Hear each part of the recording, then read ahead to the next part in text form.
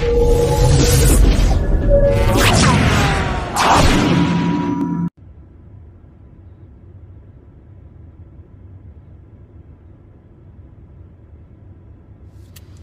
shalom, shalom, shalom.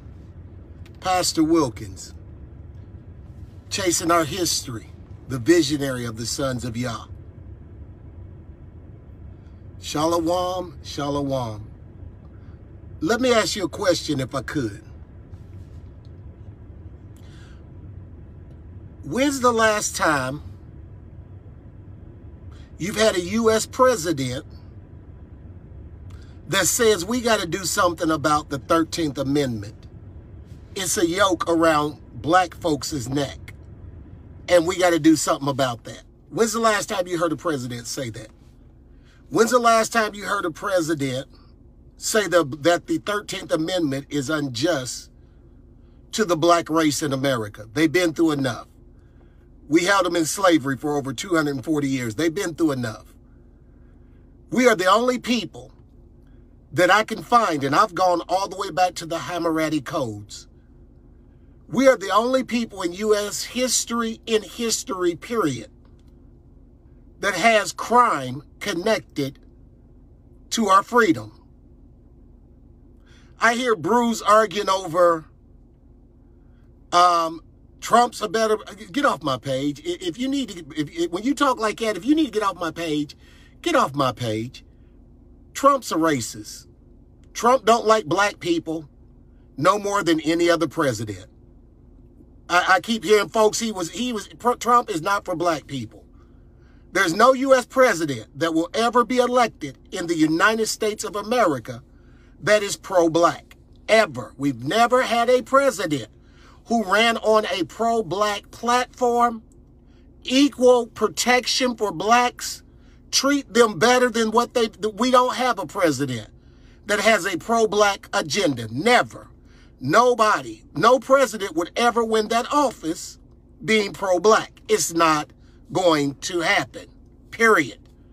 So when we keep trying to make a case for Trump or Biden and all that, that's what children do. Children don't understand what they're talking about. That's how children are, putting up stuff about defending Trump. Trump don't care about black people. Trump's daddy was a racist. His mama was a racist. His grandmammy was a racist. His granddaddy was a racist. His children are racist. And his grandchildren are probably going to be racist, period. That's just the truth. And he ain't the only president that was racist. No, he's not the most racist president because he didn't own slaves. But to think that Trump has done anything for the black race is ludicrous, and we need to stop. We ain't never had one president that opened their mouth and even said the words, 13th Amendment is wrong. We need to change the 13th Amendment. Even Barack Obama, I know we like symbols. He's black, we black, so hey, he's all right. But at the end of the day, not one U.S. president has ever said the 13th Amendment is a yoke around the black people's neck. And they've been through enough. What did they do with that 13th Amendment? They put on there except for crime. Then what happened? Black codes, the vagrancy law. What did the country tell you? The vagrancy law was what? If you don't have a job, if you don't have permanent residence, you in violation of the vagrancy law. So what did they do to you? They locked you up. What did they do after that, Pastor Wilkins? They placed you in the convict leasing system.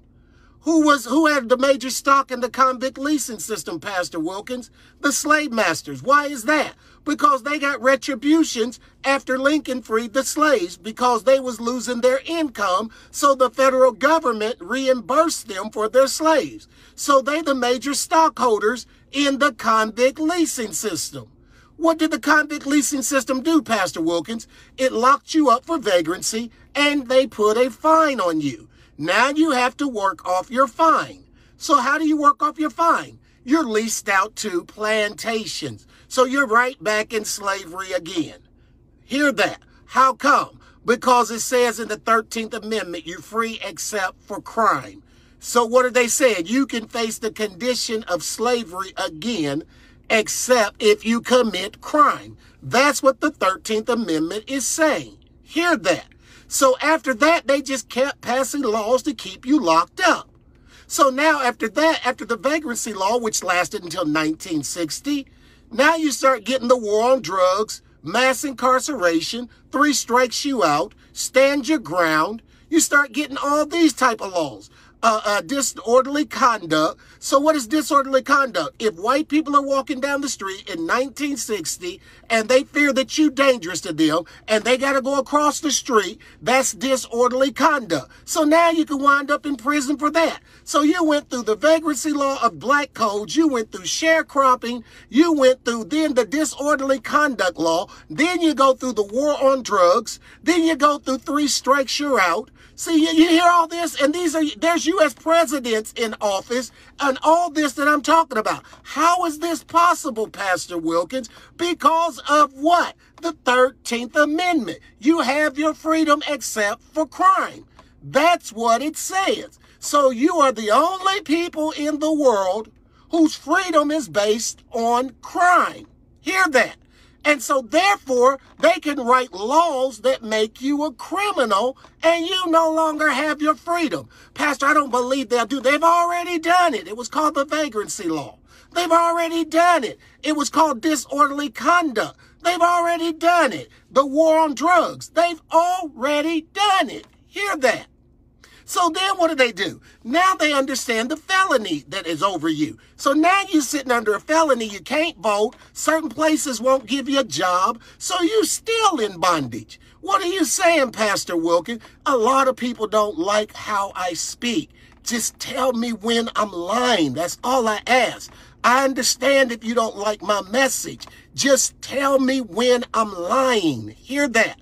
You used to listen to liars in the church every day. Sow a seed. There is no scripture that says money is the seed.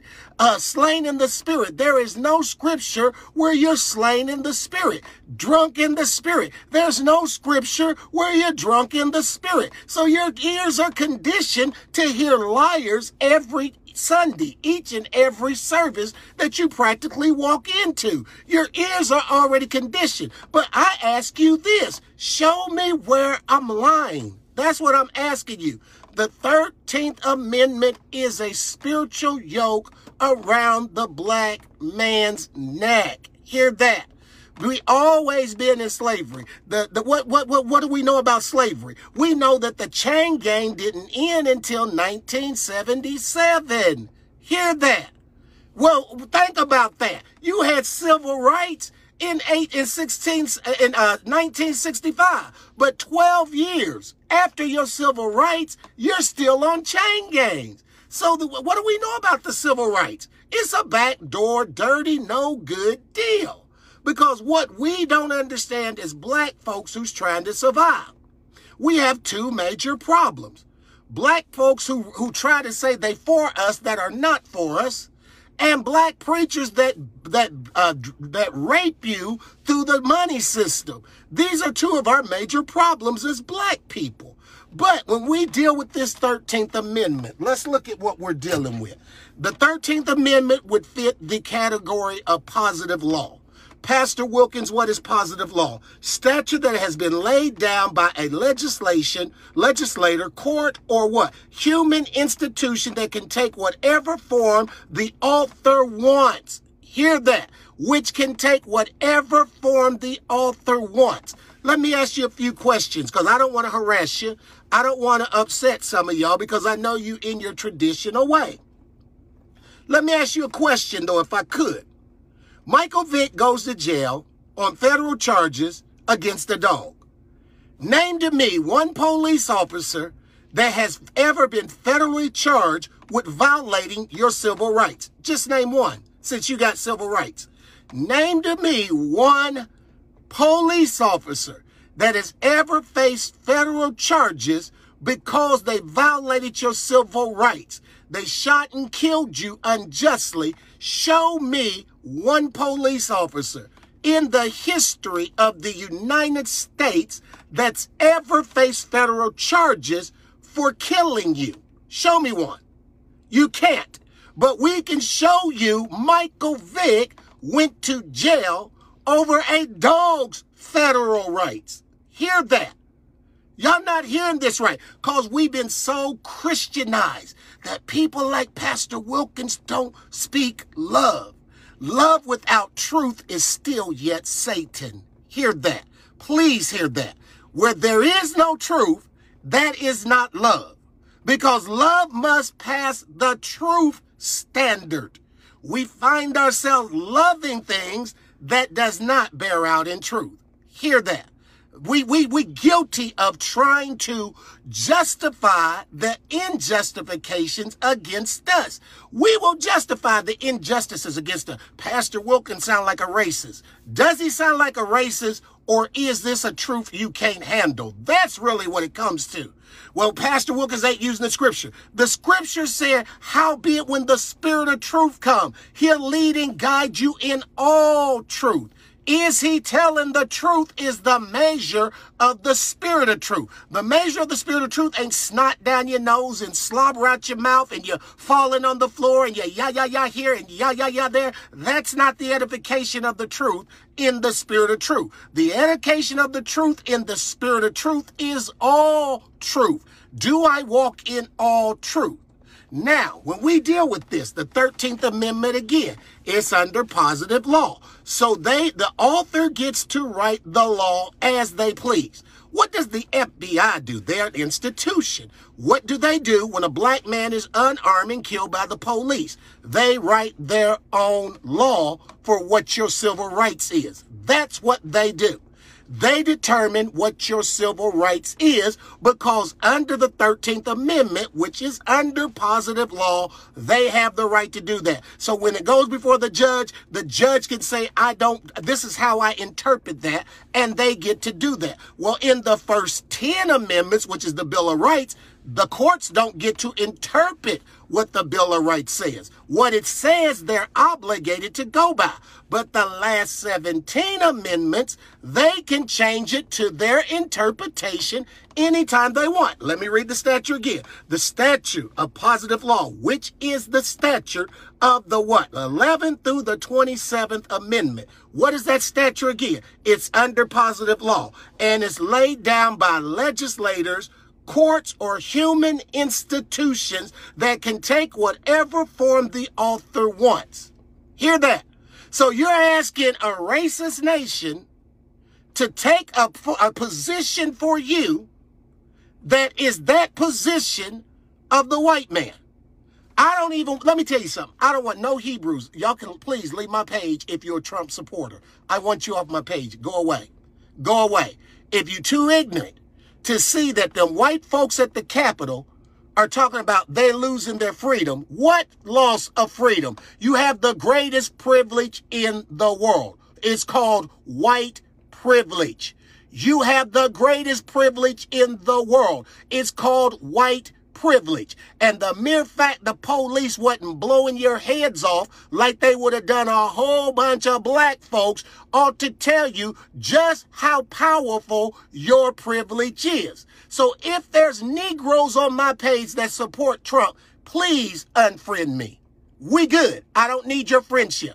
I don't like Trump. I'm not going to like Trump. Trump is a racist. His daddy's a racist. His mama was a racist. His grandmammy was a racist. His children are racist. His great-great-grandchildren that are not even born, they are racist because they're going to be born under this same racist, demonic spirit. Trump right now leads a movement that called the police at that Capitol nigger 25 times. That's what those black officers said. That's Trump's movement. I was at Monticello on that mountain. Trump Winery is right down the street from that mountain. Hear me. Right down the street from the plantation is Trump Winery. I was there when they were forming and having a rally at Trump Winery. There was a sign that said, Jesus is not the God of the nigger. That's what that sign said. That's what marches with Trump. So don't play with me about Trump. Trump is a racist. Wanted 5 men to face the execution for a false allegation of rape on a white woman.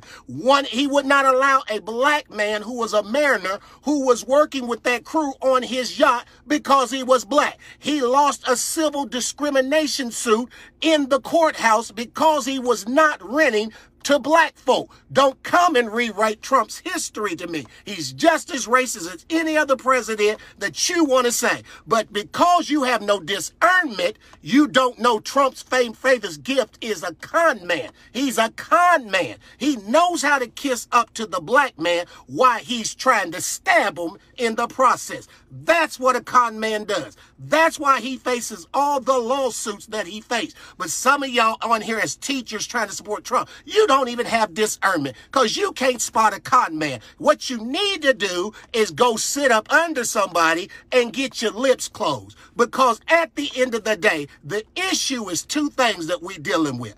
Two things that we're dealing with nobody's talking about. First of all, America has 5 territories that they will not claim as states. Why won't they claim those 5 territories as state, Pastor Wilkins? Because now you got to put 2 senators in office based on those 5 territories. Well, Pastor Wilkins, what are those 5 territories? What is that so important? Because these are the places of the Atlantic slave trade that the Americas own. You're talking about Puerto Rico, black folks. You're talking about the Virginia Island, black folk. You're talking about Guam, black folk. You're talking about Washington, D.C., black folk. No, they're not going to make them states because now the descendants of slaves have senators in what?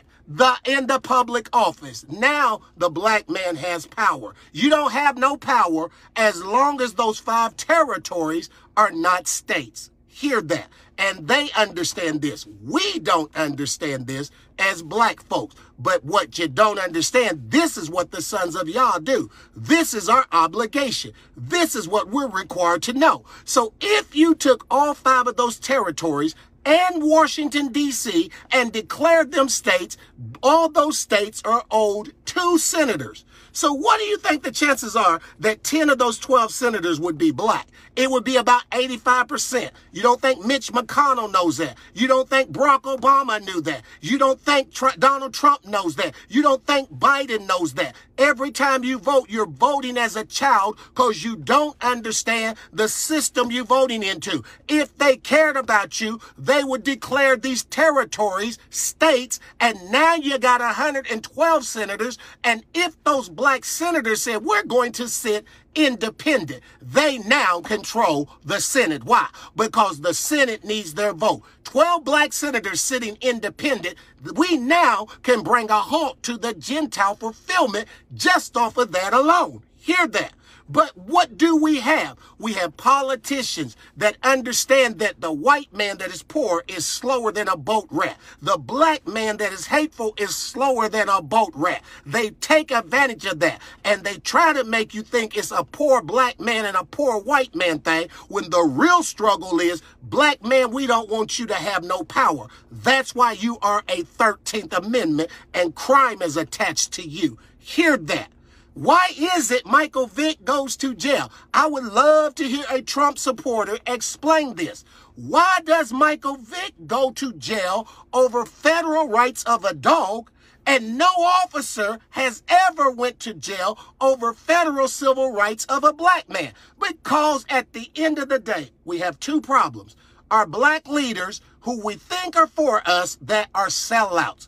Martin Luther King, I know he's y'all's boy, but we need to keep it real too. Martin Luther King ain't done nothing for us. If the Civil Rights Bill was any good, can you tell me why that bill hit in 1965? That bill hit. Now, can you tell me how come the Tuskegee experiment lasted 7 years past that bill and rights are being violated from 65 to 72? The rights of those black men are being violated. No federal government stepped in and said, we got to stop this experiment because we violating their rights. Why? Because Martin Luther King, he was not in it for what you think. That civil rights bill ain't got no teeth. It ain't got gums, let alone teeth. Bottom line, there is no bill passed to protect us that has teeth. The Emancipation of a Proclamation don't have teeth. Why? Because the 13th Amendment waters it down, except for crime.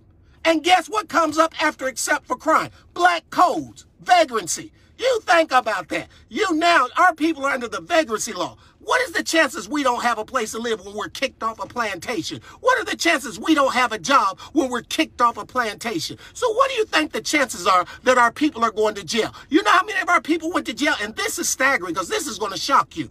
Under the vagrancy law and black codes, upwards of 1 million black men went to prison.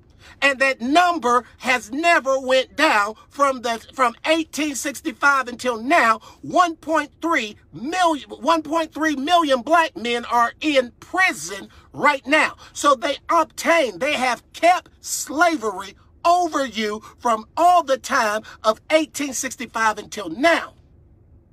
We are preachers. We're called to the truth. We're not called to no Christianity or anything else but the truth.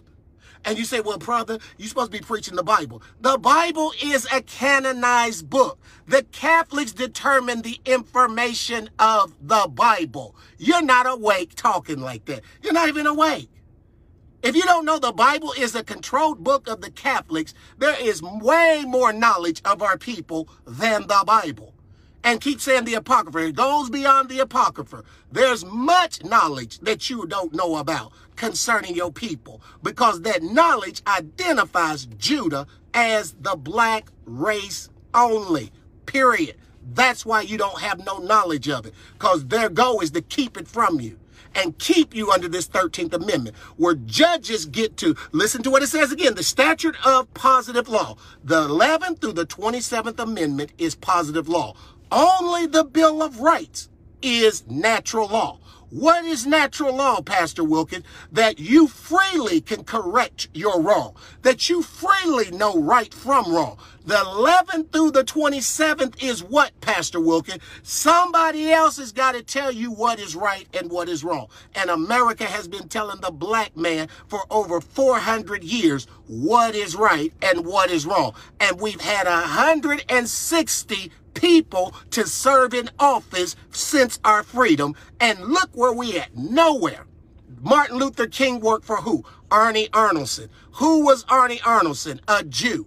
Let's break this down. Why is it every movement we get wind up under the Jews? We got Black Lives Matter. Who's running them? Jews. NAACP. Who started it? Jews. So why is our advancement always the Jews? Well, that's a good thing, Pastor Wilkins. Yeah, if you don't understand who the Dutch and the people of Amsterdam is, it sounds excellent. But if you understand that that white lion that came here in 1619 was under a Dutch flag, which is a Jewish flag, then you understand. When you go take your DNA, most of you, if you take the proper DNA, 3% or more of your DNA will say Ashkenazi Jew. Why was your DNA saying Ashkenazi Jew, Pastor Wilkins? How does that happen? Because they were the slave masters sleeping with your great-great-grandmammy. So a portion of their blood, a percentage of their blood is in your body right now as we speak. Anybody that takes a credible DNA test is going to show at least 3% Ashkenazi Jew, period. Why? Because they were the slave masters sleeping with your great-great-grandmammy. Slavery was ran by the Christians, the Catholics, and the Jews, period. So you're a Christian. Okay. I know some Christians. I got to get off now. I understand that. Hellenization is a heck of a drug. But there are some of us that are free. And all I ask you, take everything I said, research it, and tell me when I'm lying. Inbox me and say, Pastor Wilkins, you lie. And I guess what? I'll be like Linus in that pumpkin field. You ain't coming because you the great pumpkin if you think you got to lie on me. Bottom line, I do my research. I bring my receipts. So at the end of the day, you're under positive law. The first 10 amendments is under what? Natural law. And how do we know that they're under natural law? Because what else is there? A Declaration of Independence, period. What is the Declaration of Independence? It comes from that Jewish Talmud, that all men are created equal. For it is endowed by our Creator that all men are created equal. The same person that was the author of the Bill of Rights is the same person that is the author of what? The Declaration of Independence. And he also, I went to his grave. I stood at his grave 7 months ago. He believed in free religion. That's Thomas Jefferson. I just left his plantation 3 months ago. That's what I do in Chasing Our History. I go to presidential plantations. I left George Washington's and I swung over to Thomas Jefferson. So I know what I'm talking about. So what are you saying, Pastor Wilkins? That 13th Amendment is under positive law. The statute that has been laid down by legislation, courts, or human institutions, and can take whatever form the author wants. You've been going to prison. Your rights have been violated for 155 years under the 13th Amendment. That's why a dog put Michael Vick in jail, and ain't not one piece of legislation ever put a police officer in jail for your civil rights being violated federally, because we are determined by what the court says it is. So the court can look at your civil rights and say, but we're going to alter this in the favor of the police officer. But in the Bill of Rights, that's not possible. The Bill of Rights has been amended in history 17 times, period. That's nothing. And only of the 17 times did it affect your right to be a human as a white person. Only 6 times did it affect the white man's right to be human, and it increased their ability. The other 11 times that it was amended, it was to connect to bills like the 13th Amendment. That's all it did. If America really wanted you free, why is not your freedom in the first 10 amendments, which is natural law? That which God created, because America understands, and they've always understand, the American government, that black people are programmed to be whatever human we say they are, period.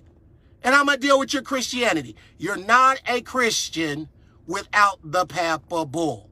I don't know who keeps telling you that lie, and you keep following that European bull crap.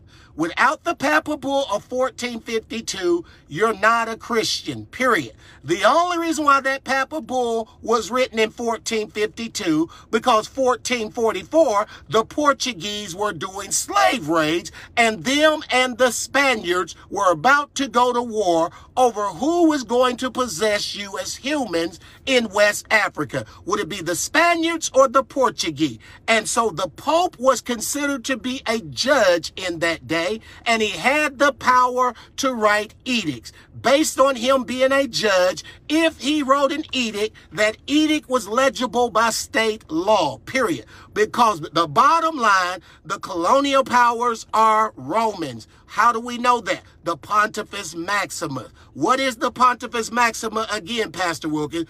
254 BCE. What did they have the power to do, Pastor Wilkins? To write a spiritual law in Rome, and the Senate could not block that spiritual or moral law that they wrote. How many emperors have ever been a Pontifex Maximus, Pastor Wilkins? 5 emperors have been a Pontifex Maximus. We know that Octavius was the first Pontifex Maximus, and Nero was the last Pontifex Maximus. So they had the power of the emperor and the power of religious and moral law, and they didn't need the Senate to write their laws, period. How do we know this, Pastor Wilkins? Because Octavius said Julius Caesar was the god of Rome, and even though the Senate just assassinated him 2 years before that because they hated him, they had to worship Caesar as the chief god of Rome. Look at your history.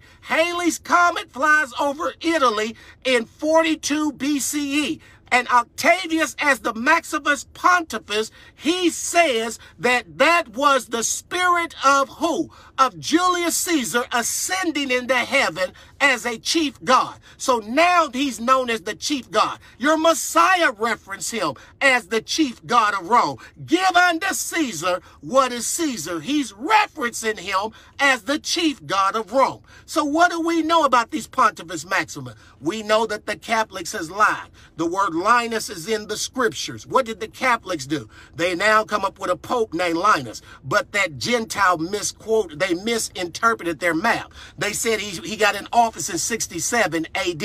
Not possible. Nero's the last emperor that is a Pontifex Maxima, and he's for life. There's only one at one time. Nero don't die until 68 AD. They're claiming that this man is the Pontifex Maximus in 67 AD.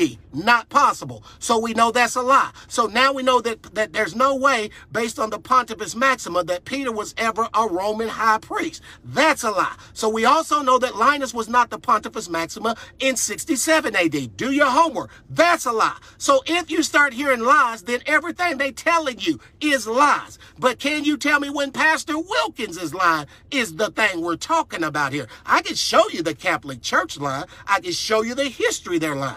But when we deal with this 13th Amendment, it is the yoke of iron around your neck, because judges get to look at the police gun you down unarmed, and they get to interpret that and say that is not a civil rights violation, even though they just watched a dog get protected under that same right. What are they telling you? Let's look again. 1966, they pass a bill. It is inhumane and it is criminal to violently treat animals or do unlawful experiments on animals. In 1966, this bill to protect animals was alive. Hear this. Now, in 1965, you got your civil rights, but yet you still in the Tuskegee experiment under unlawful experiment that you can no longer perform on a dog, but you performed on us 6 years after a dog got protected. What you don't want to admit is politics is not on your side. Christianity is not on your side. Your black leaders is not on your side. And we know that the black pastor is not on your side. Period. That's what you're dealing with. You're dealing with the same struggle Israel had at the Red Sea. They had the Red Sea in front of them, the mountain to their left and right, and here come the Egyptians behind them. You in that same exact position. And if y'all don't raise up prophets that are speaking in this vein, you're not going to awake from this condition. Period. There's your enemies. And your problem is that yoke of iron called the 13th Amendment that does not sit in the first 10 amendments. All that stuff, everything you see in the Constitution, the first 10 amendments deal with human rights. So if they thought you was human, why aren't you in the first 10 amendments? That's the first question. Well, guess what? I got some news for you. Those who laugh at the sons of Yah, this is the stuff we talk about. This is our knowledge. I'm sharing our knowledge with you. And guess what? We're going to challenge the federal government. And we're going to challenge them set apart. Pastor Wilkins, well, our people ain't supposed to be political and activists. Okay, so let me ask you a question. Was Moses an activist when he went back to the Egyptian courts? Did he go back to when he goes before the Pharaoh? He's standing before what? The Egyptian government. Was Moses an activist? What was an activist? Moses was excellent in Egyptian what? Law. He was excellent. He was excellent in Egyptian law. That's why the Most High chose him, so that he could advocate in the Egyptian law for his people. Our people have always had activists that have spoke for us, set apart. But we have two problems. One, they don't fear the Muslims because the Catholics are laughing at the Muslims. Why are they laughing at the Muslims, Pastor? Because they know the Muslims don't know they're the true descendants of Abraham. Two, they're laughing at the Christian because they know the Christian don't know they're the true descendants of Abraham. But guess what the Catholics know? The Catholics know that's a problem if you start getting awakened brothers who know they're the true descendants of Abraham. America has never had to legally deal with the true descendants of Abraham, ever. Hear that. That 13th Amendment has never been spoken out of the mouth of none of your civil rights leaders, none of your U.S. presidents, none of your pastors, and all these people got your back. And yet the greatest thing that's holding your back down is that 13th Amendment that says you're free except for criminality. And what did they immediately do when that 13th Amendment said that? Your government passed black codes. The greatest strike against you in U.S. history was the vagrancy law. It was inhumane to tell a black man, I'm locking you up because you don't have a job. I'm locking you up because you don't have a place to live. And the only reason why you don't have a job and a place to live is because you was a slave. That's how inhumane the 13th Amendment is. And how effective was the 13th Amendment against you? Almost 1 million black men went to jail under the vagrancy law. Hear that. Over 200,000 more went to jail under disorderly conduct. Why? Because the courts got to determine what disorderly conduct was. And disorderly conduct has been from 1960 until now. The vagrancy law ends in 1960 and it was replaced by disorderly conduct. That's why when you see the police show up in a black and white issue, they go to the white man first because they're looking to charge you with disorderly conduct, even if they're the ones that's guilty of the problem. Hear that. Hear that. How powerful is natural law? You got a boy that killed 2 people in Wisconsin. He's out on bail. There's never been a black man charged of any level of murder that's been out on bail. He's out on bail. And who helps bring him? The evangelicals that you get your Christianity information from. Evangelicals sprung him that you get your Christianity information from. The evangelicals that stormed the Capitol and showed you that white privilege is the greatest privilege above all law in the world. Those folks, you know. But I'm going to close with this and I'm going to keep it real. Negro, you wouldn't even be a Christian if it wasn't for the Papal Bull of 1452. What did that Papal Bull say, Pastor Wilkins? To enslave any heathen. What was a heathen to the Catholic Church is the mystery. Anybody who was not worshiping on Sunday. Because the Catholic Church are sun worshipers. We keep saying Constantine introduced Christianity. The Catholics love when you say that. He can't introduce Christianity to the Roman Empire. You have to understand the structure of the Roman Empire. It's not possible to be an emperor and introduce spiritual law or moral law. You can't do it. How do we know that? We have the records of Titus. Titus had to go before the Senate to introduce Vespasian, his father, as a deity. And he had to forge the documents for the Senate to what? Introduce him as a deity. And Titus is the emperor when he gets his father made a deity. Hear that. So what happens, Pastor? Titus is the first person we know of in the ancient world called the Son of God. Period. He's the first emperor of a bloodline emperor.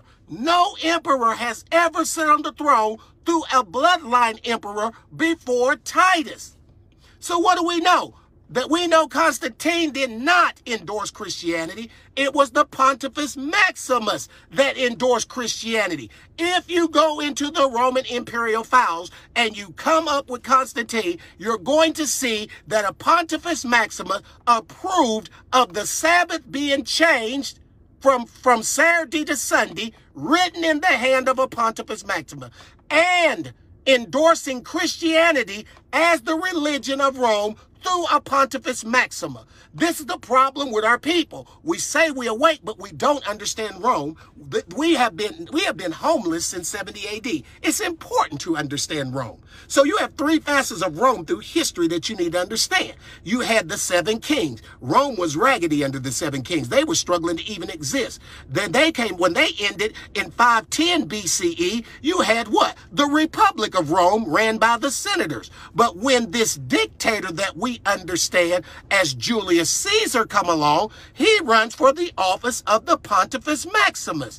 It's the first time that any dictator or emperor has ever won that seat. So now he's the Pope and he's a dictator. So now Octavius comes in after him as the first emperor of Rome. He's the emperor and a dictator. And this goes through the Claudian dynasty bloodline, that every emperor that they had was the Pope. That's what the Catholic Church don't want you to hear. So when Peter died, the emperor was the Pope. Peter's never been a pope, because the emperors were popes when Peter was alive until Peter died. Hear that. So what do we understand? The papal bull was calling you a heathen because the Portuguese told the Pope that in West Africa, they found Jews who are burying their people away from civilization. And they, even though they have a successful trade route, they won't do it on Saturdays. They stop all work on Saturday. So then the Pope, Pope Nicholas V, he knew those are the original Jews that we have been tracking because we outlawed them as heathens. Hear that. And in the papal bull, it says enslave the heathen. And we have spiritual record of this. 3 times you hear the Messiah. He says, and you shall do this, you shall lose your life for my name's sake. 1 time, he says, you shall, if you seek to save your life, you shall preserve it. What was the papal bull? You preserved your life if you became a Christian. So if Christianity was of the Messiah, why didn't he say in that writing, for my name's sake? Because he knew that our people would become Christians, and it has nothing to do with him. That's why it don't say for my name's sake, because that papal bull to preserve your life that the Messiah prophesied about was not for his name's sake. Why? You were keeping the Sabbath in West Africa. What has kept Judah alive? Keeping the Sabbath. You've lost your laws through the course of history more than 25 to 50 times. You have been separated from the law, but what kept you in covenant with the Most High through your captivity was the Sabbath. And that's what they were keeping in West Africa. And the Portuguese tell Pope Nicholas of these Saturday Sabbath keepers. And when he does, he writes an edict that they can either become Christians or to be enslaved. And he called them heathens because in the Roman Empire, if you didn't keep the Sabbath on Sunday, which was Sunday worship, you was a heathen. Hear that. You were outlawed by the Roman Empire as a heathen if you didn't follow the edict of 321 AD written by a pope. Hear that. So now what do we understand now that I showed you all that? I didn't mean to take you in that direction, but we hear. So now what do we understand? You only a Christian because your people preserved their life according to what the Messiah said. He said, for there will be some that if you seek to save your life, you seek to lose your life. If you seek to save your life, you shall lose it. But if you seek to lose your life, give it up, you will preserve it. What do you mean give it up? You're willing to become a Christian even though you know that they are practicing idolatry against the Most High, because now you're willing to serve the Sabbath on Sunday. We know Constantine, in my closing, is a sun worshiper. What's on his ark? Helios. Who is Helios? Helios is the Greek god, sun god. Who is Helios to the Romans? Apollos. You'll see Apollos, who is Helios, on Constantine's ark that is still standing in Italy today. This is how I teach the scriptures. I don't believe in teaching the scriptures, and I can't put you in the period through history that scripture is dealing with. So what do you see on the ark of Constantine? You see Apollos, who is Helios, who is Ra to the Egyptian. He's Helios to the Greeks, and he's Apollos to who? To the Romans. And why is he on that ark? Because Constantine was a sun worshiper. Why? Because Christianity is a sun worshiping religion. Period. And we understand this when the Messiah says that if you lose your life, you shall preserve it. He didn't say for my name's sake. Why? Because the preserving of your life under the papal bull, the only way to preserve your life was to become a Christian. Hear that, which is a change of life. You lost it, but yet you saved it. That's what the papal bull did of 1452 under Pope Nicholas V. And we know that papal bull got extended to where? To Portuguese and Spain under Pope Alexandria. This is what I do. I don't teach you the scriptures without history. So if you say to me that there was let me show you an example. You say to me that there was a man on the wayside begging. Why is he on the wayside? Because he was on a Roman toll road. That's why he was begging. The wayside was the Roman toll road. Why would that beggar be at the Roman toll road? Because the tax collectors collected at the Roman toll roads. So that's where the money was. Who was collecting? The publicans. Who were the publicans? They were tax collectors for the Alexandria family who had ties to Herod, because we know Bernice was with Herod. He was her mistress. She was his mistress. So we know that the Alexandria family had favor with Rome and the Edomite. You have to understand that. So why do you say John the Baptist? This is where history matters. Why is John the Baptist calling out Herod for having a mistress? He was talking about Bernice when he's calling out Herod. Why is he doing that, Pastor Wilkins? Because he knew the history of the Herodian dynasty. They grew up in the Torah as Edomites. And he's calling this Edomite out for breaking the Torah. This is what I do. I put history with the scriptures. The Messiah said this will be done for revenge, that no stone shall be left in Jerusalem. What was that revenge, Pastor Wilkins? The Battle of Beth Hara. What do you mean the Battle of Beth Hara? The Romans were soundly defeated by rebel Zionist Jews at the Battle of Beth Hara. They lost 6,000 soldiers, and they had to surrender Aquila because the Jews took what? All their artillery and Aquila. Pastor Wilkins, who is Aquila? It's the golden eagle of Rome that was believed by the Romans to be an angel, a messenger to their gods. Hear that. History matters with the scripts. Hear that. But you under the 13th Amendment, and you're going through because of that amendment. That amendment is the only amendment in any government legislation anywhere in the world that says you're only free except for criminality. Show me another one. And how astute am I in the law? I can take you to the Hammurabi codes right now. Hammurabi code is over 4,000 years old. What is in the Hammurabi code, Pastor Wilkins? Slave code, family case law, civil law. That's all in the Hammurabi code. Prove it, Pastor Wilkins. If you pull up the Hammurabi code, you will see a slave code that says if a free man marries a bondwoman, she is to be freed, but their first child is to be given to her master. That's where they got the Virginia Assembly, the slave code. They're writing from the Hammurabi codes. Hear that. That's the first slave codes in civilization history. The Hammurabi codes had slave codes in them. Hear that. I'm Pastor Wilkins of Chasing Our History and the Sons of Yah. The Sons of Yah will be attacking that 13th Amendment. It's never been done in U.S. history before. We are very versed in the 13th Amendment. We study the 13th Amendment at least once a week for 2 hours. We go over it. We want to make sure we got it right. The 13th Amendment is your problem.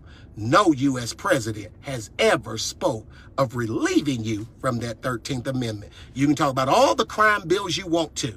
Until you deal with the 13th Amendment, those crime bills are valid because they get to write them under their own interpretation that they couldn't do if they would have freed you under the Bill of Rights.